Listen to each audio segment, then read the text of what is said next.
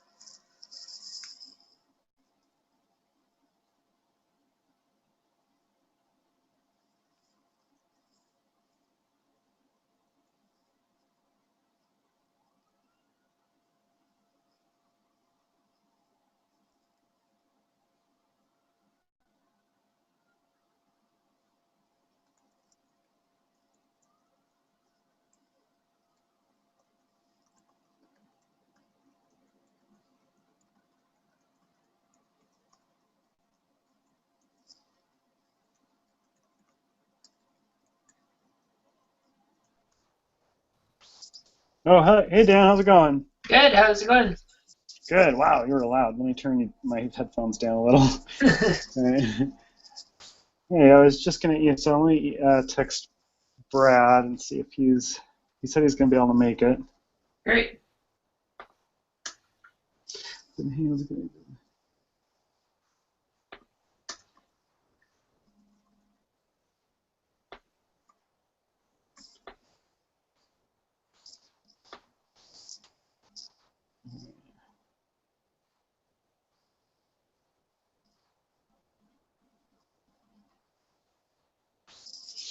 All right. How's it going? Going good. Just came back from the airport. We were dropping off some family that had been here for the last week.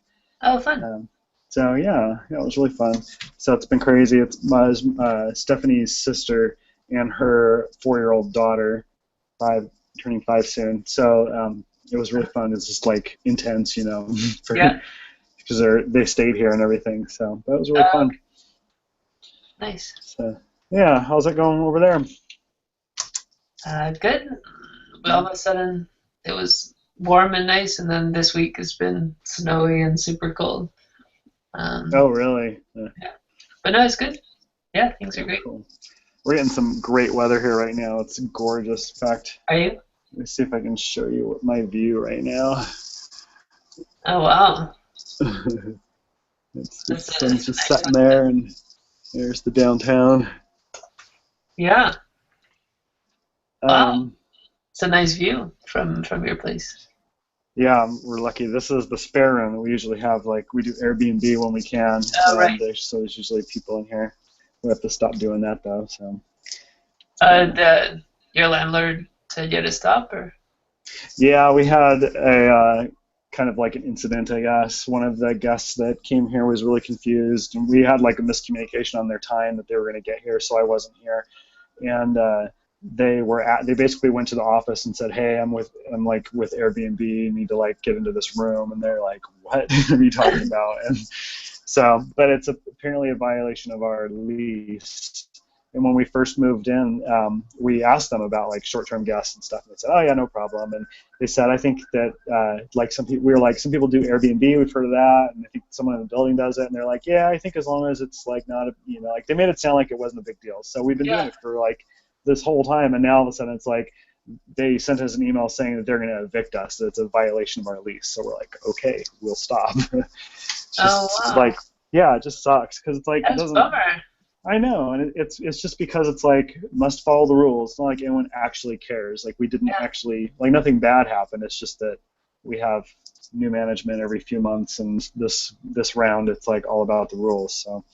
Uh, So I got some news from Namibia.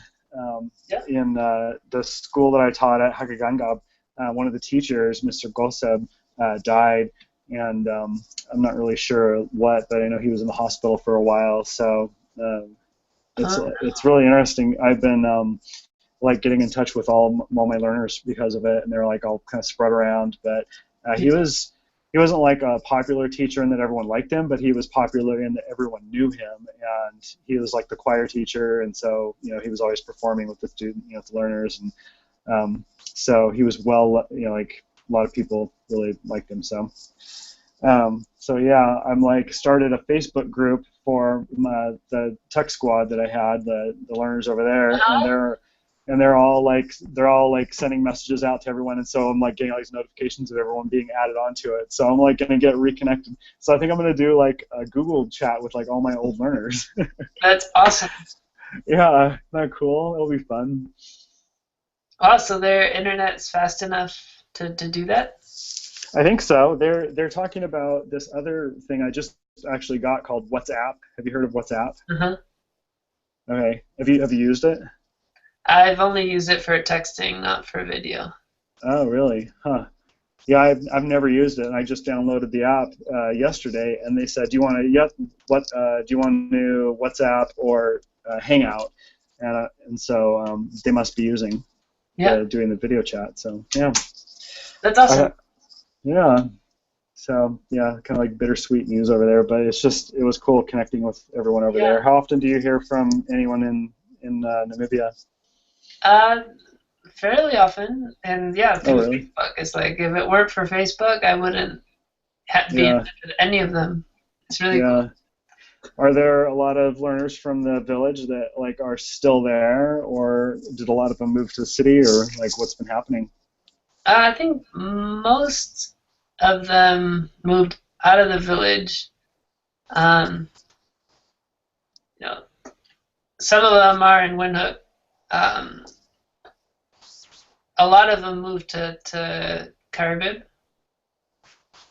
Um, but yeah, not many stayed in the village. Okay, that's kind of what I was thinking. Yeah, I lost I'm your just video.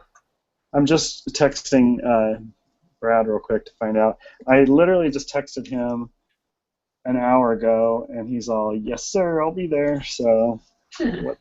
Where is he?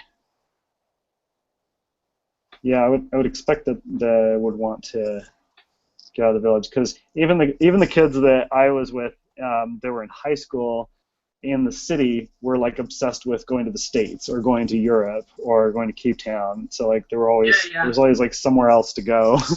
Yeah, for sure. Yeah. Mm. All right, well.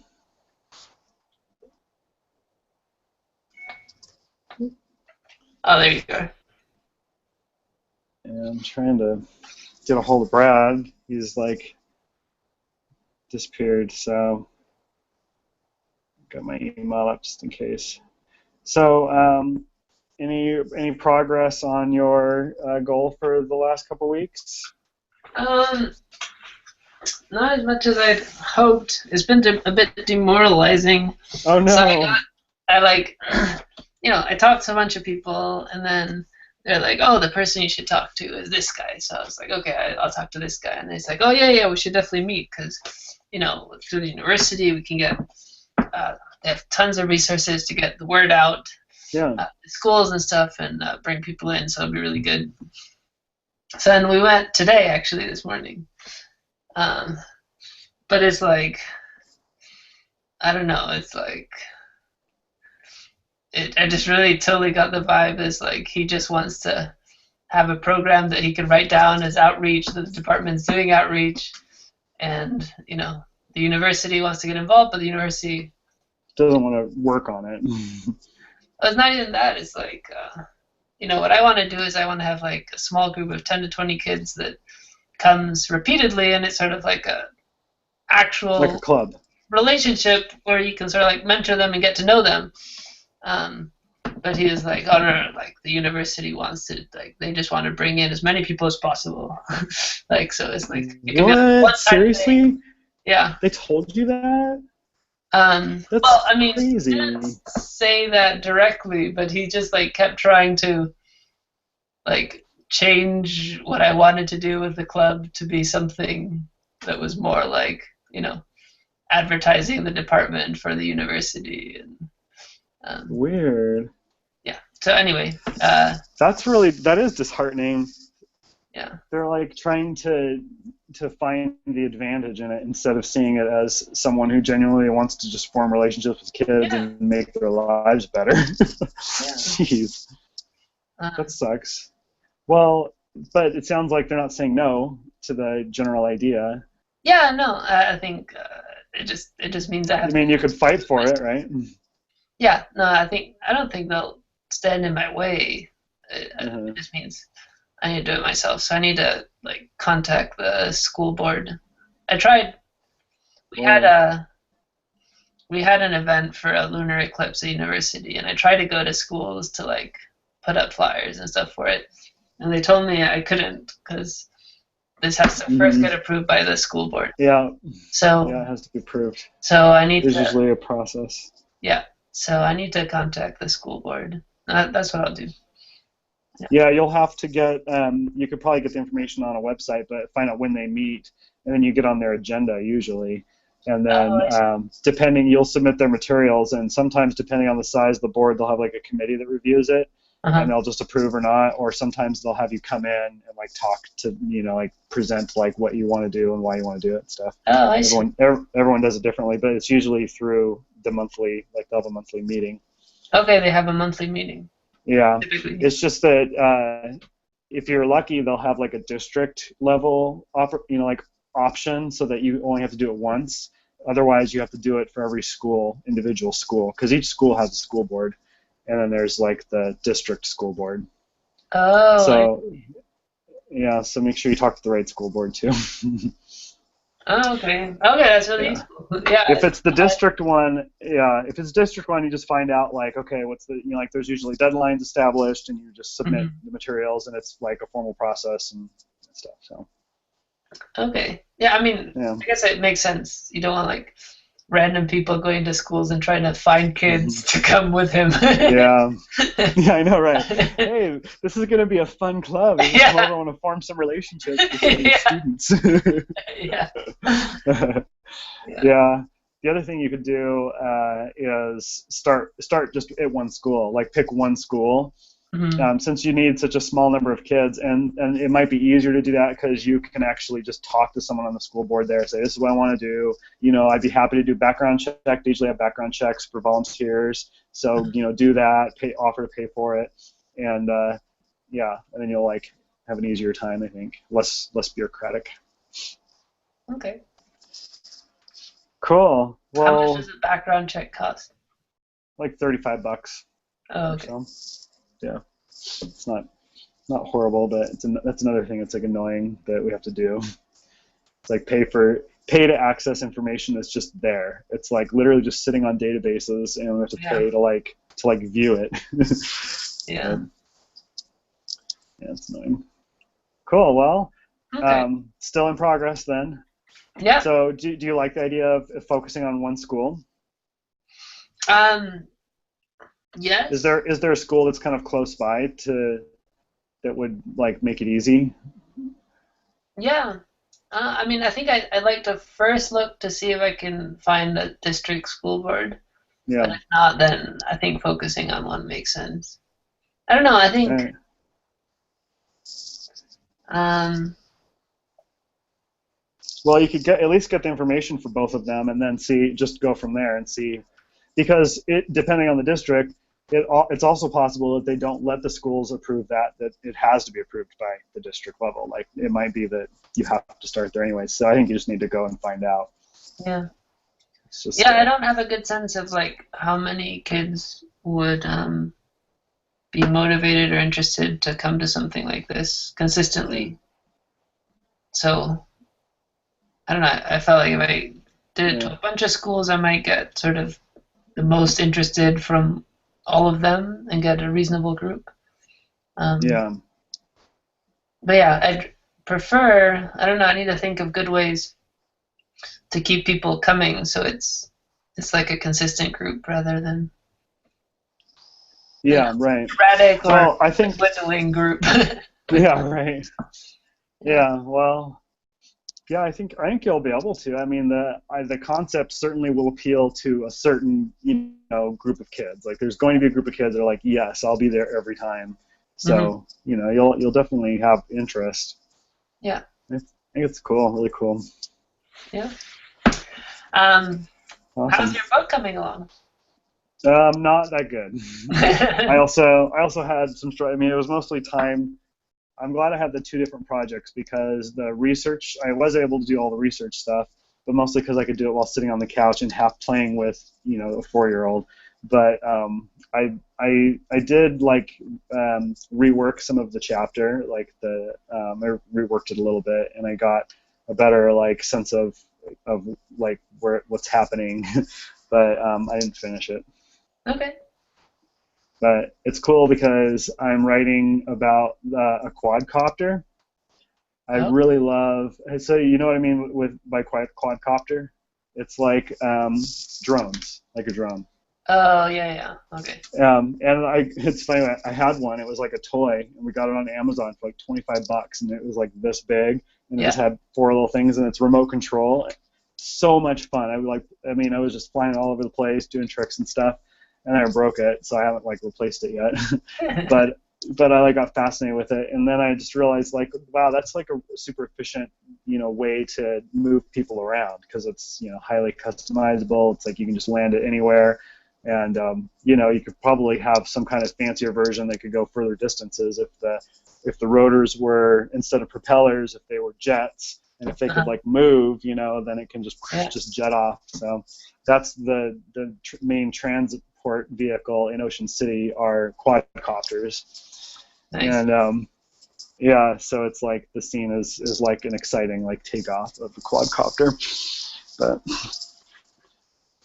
Awesome. um, Sounds really cool. yeah, so yeah. So tell me about your So research. what? Tell me about your research. Okay, yeah, cool. So let me pull up Slack, and I've got two screens here now, so I can actually like do some fancy stuff like this. So now I can show you the screen. Oh, I need to get the right team up. Right.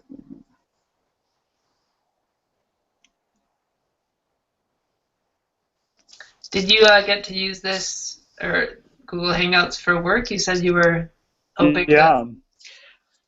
Yeah, I did. We actually had two tests. We had one yesterday that failed, and we were doing this. So this is the first time we've done it successfully because we're doing a live hangout. So technically, anyone on the internet could see this right now, and it will be saved afterward, which is cool. And then I'm also able to like see you because remember before you like we couldn't talk to each other for some weird reason. Yeah. So we were struggling with that yesterday, but we figured it out today, and it was successful. So what I learned is that when you start a Hangouts on air, there are two ways to connect to an on-air one. You can be invited from within the on-air thing, like I did you, and you can become like you've got a little video feed, and you can speak and interact and everything. Or there's links to the public side of it where you just view. And there's a YouTube link, so it just goes through an actual YouTube stream. And there's also a Hangouts, like a Google Plus version of it. It's just a stream. That's And awesome. with the Google Plus version, you can raise your hand, you can type questions, like interact a little, and you can also what was the other one? Oh, you can like applaud. So and there's like the scrolling thing at the bottom of the screen that shows like applause. So if a whole bunch of people are applauding, then it like makes a wave kind of thing. So I don't know. I'm kind of excited to like play with some of this stuff. So the end of April, we're going to be doing a big two big things. The 23rd, I'm going to live stream our fundraiser, which that's going to be. I wish I had a little more help here for that, but and then after the week after that, I'm doing a web conference. But the person hosting it is in Portland, and she's like the one starting the thing. So we figured out how to do it so that she can start the Hangout on air, and I can join it like this, and I can still speak to everyone, even though it's like there's a whole public side. So I finally figured it out. That's awesome. How did you join? So the last two times, when I try to click on the button from the email that I get from you, I get an error occurred and I can't join. So both times I had to go into my Gmail and open my, so like where I see like the chat windows, the GChat things, I have you, but then I also have Thrive, Jason, and Brad. And if I open that chat and I click on the video button there, that's how I joined both times. Okay. Because I think another way to do it is you go to hangouts.google.com, and on there we'll have your invites. So that's like a list of your invites to different chats will be there. Okay. So I feel like that's the easiest way to explain how to join onto one, because I agree the email and the links don't seem to work. And because it's all Google, like when I invite you from the Hangouts, it doesn't, like that, like you said, that email, it doesn't seem to be an actual email. It's somehow like connected to the Google Plus like stuff. So can I try hanging up and going to hangouts.google.com and yeah, and see what it looks like. Do you have another device? Yeah. Because you could just connect another device too. Oh yeah. Then you can see what it looks like. Yeah, because I'm curious too. Because I could also. Oh, here, let me send you a link to use, because the link, this YouTube link, I kind of want to see what that looks like. I haven't seen it yet. All right. So you're gonna email me? Yeah.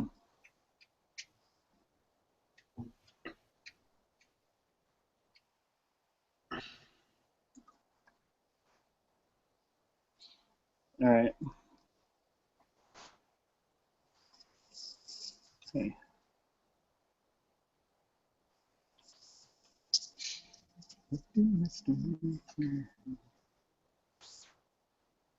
Oh man, I found some really interesting stuff. Yeah. I'm excited to like start. I think I need to spend more time collecting, though. I'm not done collecting, but I found some cool stuff. Nice.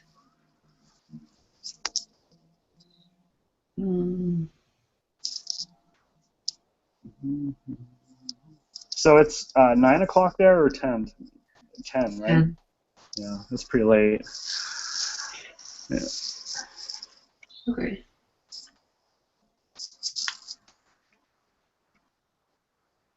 I'm just loading it now. Oh, Imagine it's going to be like really delayed. let's see. It's only 5 seconds. Just loading it. Oh, okay, that's not that bad. Imagine it's going to be like really delayed. I see. Okay. Wow, I'm 5 seconds. actually really impressed with how well all this technology does work. Sorry? Imagine it's going to be like really delayed. Well, how did it play it again? Yeah, that's weird.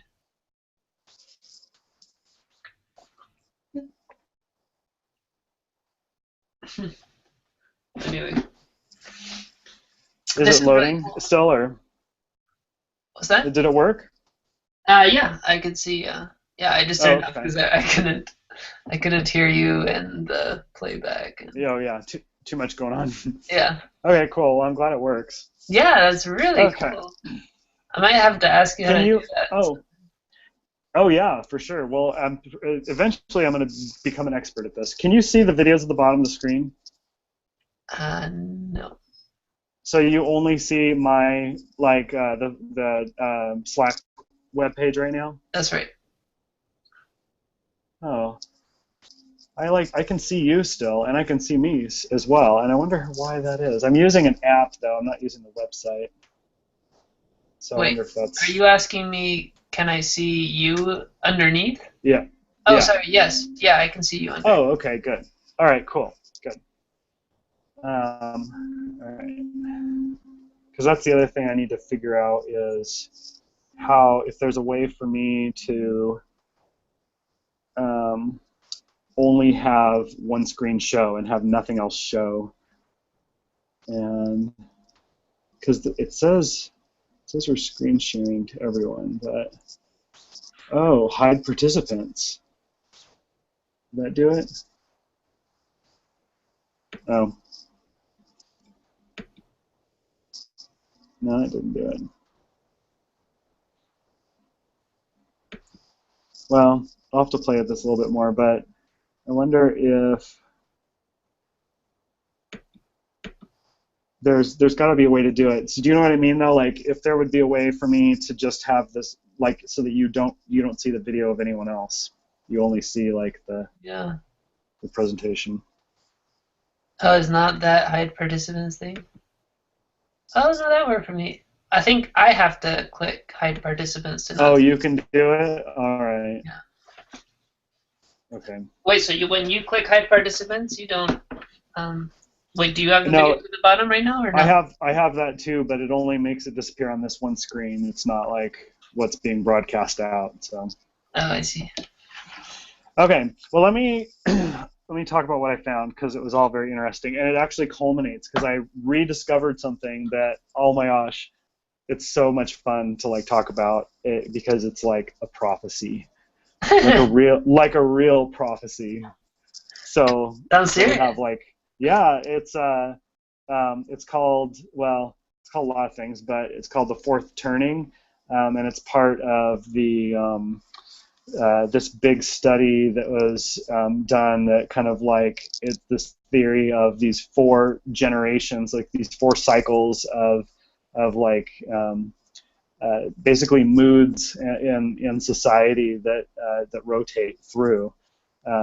And so, anyways, well, I'll get there. But it's this kind of crazy guy that's got this theory that we're in this cycle, and it just kind of keeps cycling between crisis and having a hero generation that's like the G.I. Joes that are like, you know, go get 'ems, and then you have a generation of like hunker down kind of like rebuilders, you know, that are the artists, essentially the artist generation that are kind of like focused inward and like rebuilding. And then you have the prophetic generation, which is okay, we're good at home now, let's like go fix social problems, and like, you know, and that's like the hippies, and then you have the nomads which are the dejected kind of like the it's kind of it's the one that I'm not really sure I'm fully on board with how he interprets like the data, but basically says the millennial generation or the MTV generation. It's like the ones that were given everything and expected to do so much, and then ended up just like getting rock and roll and like being totally self-absorbed and like, like not like leaving home, and it's just like this. And then it starts again because it builds into a crisis, and that's the generation that usually experiences the crisis, is the lazy generation. So that's my interpretation. So here's what I found. I started with this, the Strengths Finder. So Strengths Finder is the most popular like self-help book right now, and so I put a couple of things on here, and I tried to put, in addition to. Yeah, I didn't check this. I didn't realize. Yeah, I put quite a bit on here. I tried to put some comments, and so I wasn't just posting links, so I'd remember why I put stuff on here. But sorry, I totally missed this. I don't know. I thought, I guess I'd get some sort of email once there was, like, if there was. Oh yeah, once you go in here, you can go to channel. Oh, here, notification preferences, and then you can edit this, and you can say if you want things. Can you see? You probably can't see that pop up, but there you can like choose if you want it to email you and stuff. I see. The notification preferences there. Can you see the mouse, or is you don't see a mouse, do you? Yeah, I see the mouse now. Oh, okay, cool. So Strengths Finders, I was trying to get to the science because this one, let's see where this takes us, because I think, dang it, oh, here's the research. They have like a published paper that the whole thing is based off of, and it's very like vague. It seems very like official and scientific and everything. But basically what it's doing is saying that these themes here, of which there are, 34, I think, constitute like in a statistical sample of describing kind of core personality behaviors in a like more work context. These are the themes that came out with like the strongest. I don't know what the statistical term is, but basically they all coalesced around these themes. And there's also, honestly, if you had a chance to read this paper, you might like maybe help me interpret it a little bit. It's not long, very short. It's like 20 pages. Okay. And it's like not, but because it talks about the relationship between themes, and that's what I really want to understand better, but it's not very clear. And I think they're like purposely leaving a lot out of this paper. This doesn't seem like a full disclosure of what they were working on. So you think like, okay, well then these themes, here's another view of the themes and these alphas. So, I mean, and I'm not sure, let's see.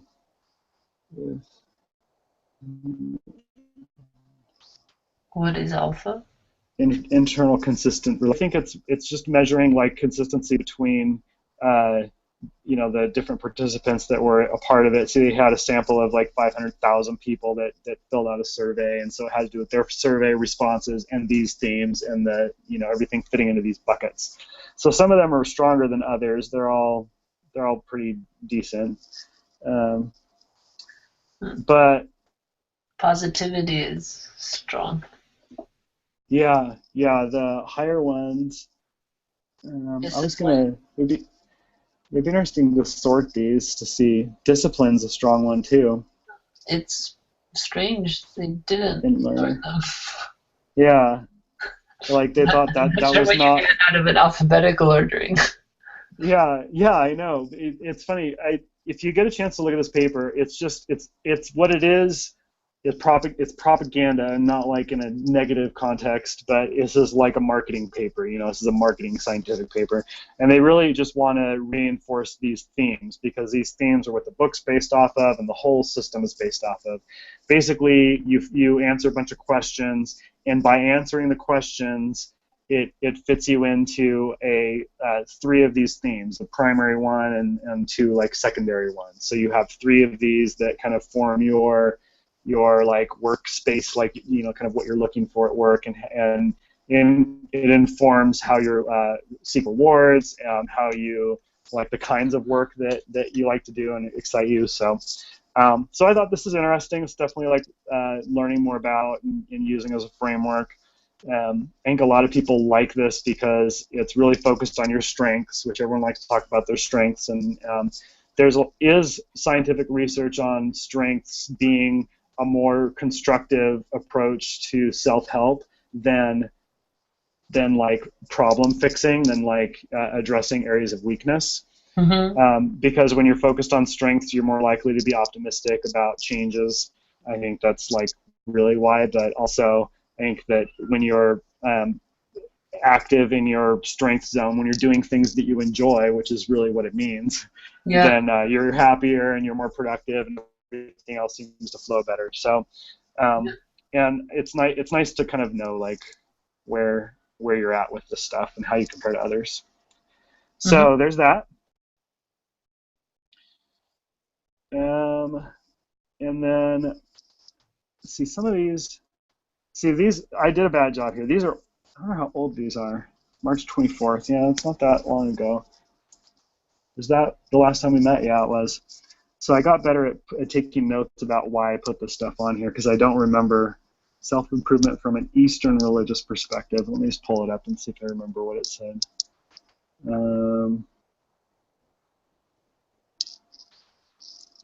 Yeah, no, this is just for fodder.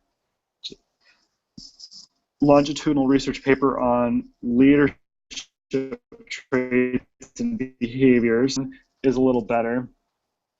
This is like an actual paper produced by a university, and so this is looking at what outcomes from all these different leadership studies can we like put together. And let's see, what was its findings? I thought.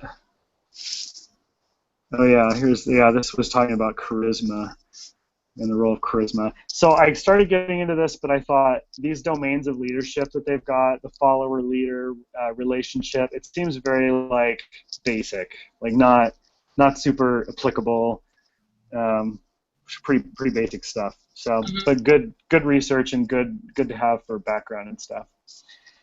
All right, so getting into some good stuff. So so this is the TED Talk. Intelligence should be viewed as a physical process that tries to maximize future freedom of action and avoid constraints in its own future. Oh, I remember writing that down. I thought this is a really cool quote. Intelligence should be viewed as a physical process that tries to maximize future freedom of action and avoid constraints in its own future. So I thought that's kind of an interesting way of looking at, like, and I just thought naturally of comparing plants and animals. Like plants aren't considered to have intelligence, and so they're not making decisions on a regular basis that like predict their future. The most they do is like bloom at the right times, and that might be construed as a little bit of intelligence. They're trying to maximize their freedom for reproduction, so they're doing it at a certain time.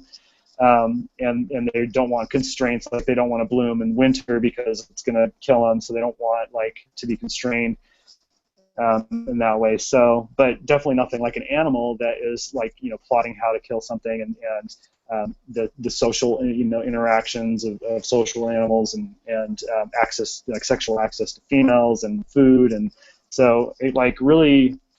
I thought this is really cool. It makes sense. Like this intelligence is an evolutionary trait, to. Yeah, that's a cool statement. I mean, with the plants, it seemed also that intelligence must at some level involve considering and evaluating choices, right? Like a plant doesn't evaluate when should I bloom. Right. Yeah, it's interesting that this it's kind of I don't know if that's assumed in this or not. I don't think it is. I don't think it addresses that. It tries to maximize future freedom of action.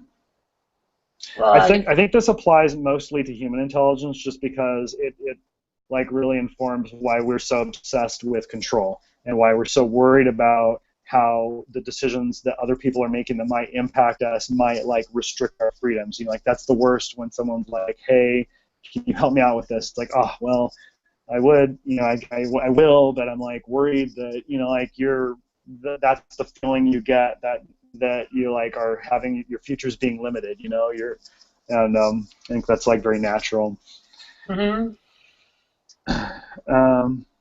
Is there an intelligence equation? I do not pretend to understand. Oh, no, that's the new equation for intelligence. So yeah, that might have to look at that a little bit more.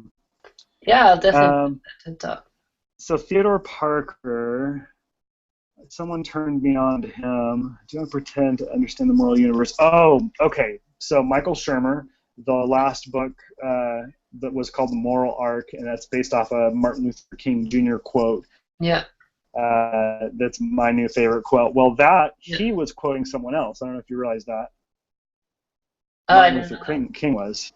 Yeah. So he was quoting Theodore Parker. So I looked at who Martin Luther King was referring to, and this is the full quote. I do not pretend to understand the moral universe. The arc is a long one.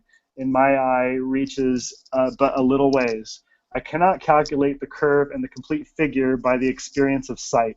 I can divine it by conscience. And from what I see, I am sure it bends toward justice. Yeah. Well, so Martin Luther King's is a bit more direct, but yeah, that's a cool. Yeah, isn't it interesting? What do you think about that quote? Like, do you think that Theodore Parker is making more of a belief-based argument about like optimism for morality, or is he making is he assuming that there is science behind it and just saying he can't see it yet? I don't know. To me, it sounds more like a belief than it must be this way, or I mean, like that there's some reason or science or logic. Yeah. It says he cannot calculate the curve and complete the figure by experience of sight. So it's like lacking the tools. So I feel like if anything, this is like could be interpreted as a religious description, which is interesting because most religious perspectives of the future are negative or pessimistic. Well, but a lot of people say well, I don't know why God would have allowed this to happen, but there must be a reason. It seems like there must be some logic that I just can't see that really in the bigger scheme. Yeah, right. There's Yeah, right. Yeah, you just wouldn't expect someone religious or someone making a religious argument to make it a positive one about the future, that humanity is somehow getting better. Like most of them are saying it's getting worse, and the end times are coming, and that kind of stuff. So the next one is The Secrets of Self-Improvement from Scientific American Mind. So I love Scientific American Mind.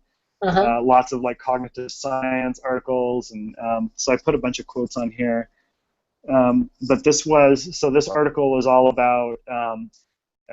It was really good. It was about looking at the different approaches to self-improvement and like taking a scientific perspective and saying, okay, well, like what do they all have in common? So this is exactly the project I'm doing. Like it's already been done by Scientific American. So this is some of their. I'm not like satisfied with the way they did it though, so I'm still going to do it my way. But so these are some of their tips. Maximize chances of sticking to a goal, which is so some of these just seemed like okay. Yeah, but that's not a strategy. But it does say figure out exactly why you're pursuing that in the first place, and that resonated with me because of the Simon Sinek TED Talk, right? Which one? The why, what, how. It's the one where it's worth. I wonder if I can play audio through my computer.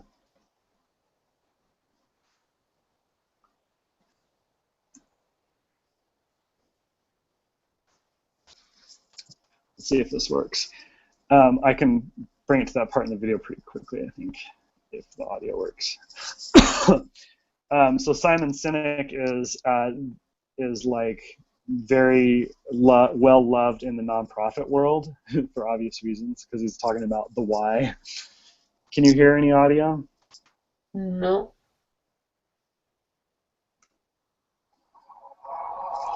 Okay, yeah. No, I think it's probably coming through my speakers. And yeah. How do you explain when things don't go? Yeah. I'm gonna get some feedback. How do you All right, let me. when others are able to achieve things that seem to defy? Well, no, I haven't seen this, so I'll watch this TED Talk too. So innovative. Okay. Year after year after year after year, they're more innovative than other companies. Okay. We'll mute that again. All right, that was a little crazy. So the summary is that he makes the case that we start with the what instead of the why. Like we will say he uses Apple computers example, like if Apple does it the right way, but if they didn't, they would just like sell computers and say this is a fast computer, like buy this fast cheap computer. That's the what.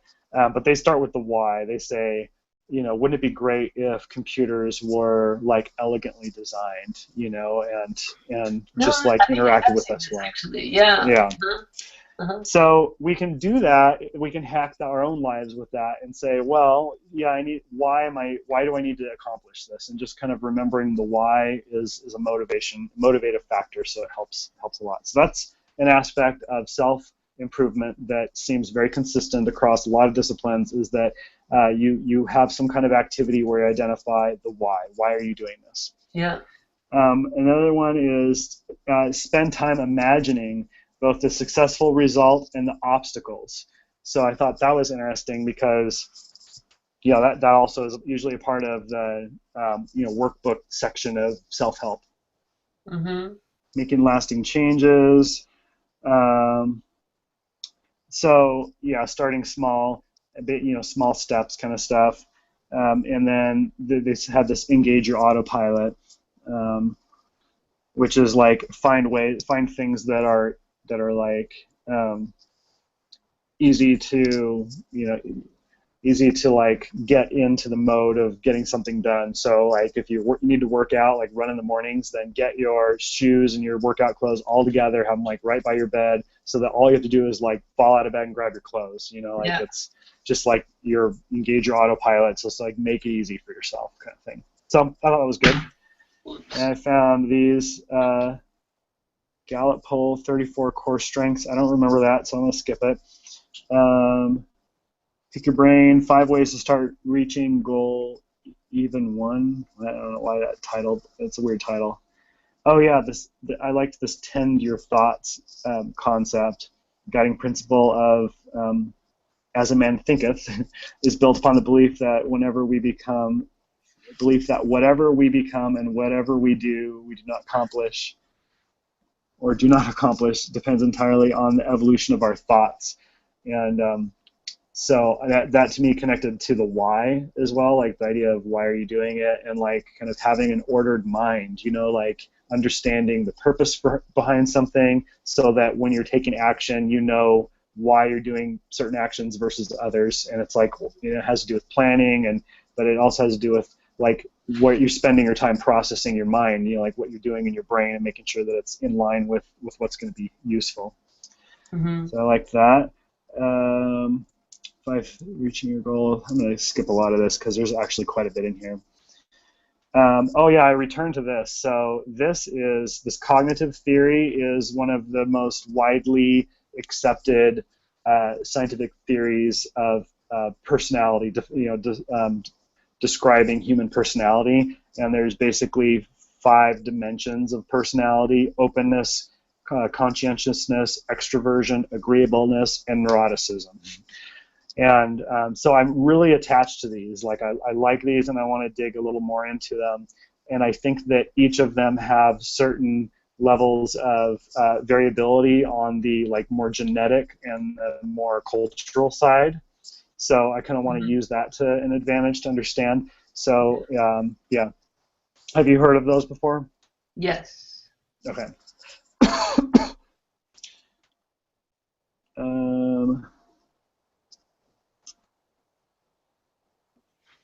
I think that's just someone's self-help thing. Oh yeah, here's some Quora answers. So I found a Quora chain on habits of highly successful people. I got some good stuff from them. Self-talk. So there's another theme of the self-talking and managing your thoughts, staying positive. Oh, here's something I thought was interesting is journaling. I really like, so when you ask people instead of scientists about self-help, the themes are different. And the themes that I saw on the Quora questions had a whole different grouping. They were a lot of them had to do with self-talk. I saw journaling mentioned a lot, and I saw meditation. It wasn't universal, but there was definitely a lot of variations of the concept of meditation. So journaling is something that I'm really interested in pursuing a little more too, because I think journaling helps with the organization of thoughts, connects you with the why a little bit.